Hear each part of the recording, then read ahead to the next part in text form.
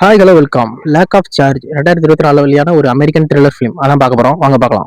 படத்தில் நம்ம ஹீரோ பேர் வந்து டான். அவன் ஒரு இன்சூரன்ஸ் கம்பெனியில் வேலை பார்க்குறான். அவன் ஒரு அப்பாவி, பார்க்கவே இன்னசென்ட்டாக இருப்பான்.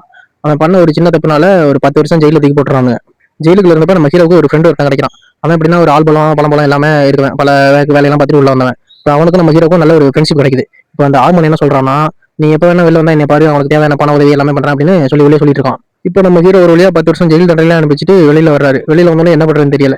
சரி, உள்ள இருந்தப்ப அந்த ஆர்மன் ஒருத்தன் பார்த்தோமே, நம்மளை பார்க்க சொன்னானே, அவனே பார்ப்போம் அப்படின்னு சொல்லிட்டு நேரா அங்க போய் பார்க்கறான். அவனை போய் பார்த்ததுக்கு அப்புறம் தான் தெரியுது அந்த ஆர்மோனுங்கிறவன் ஒரு கேங்ஸ்டர்.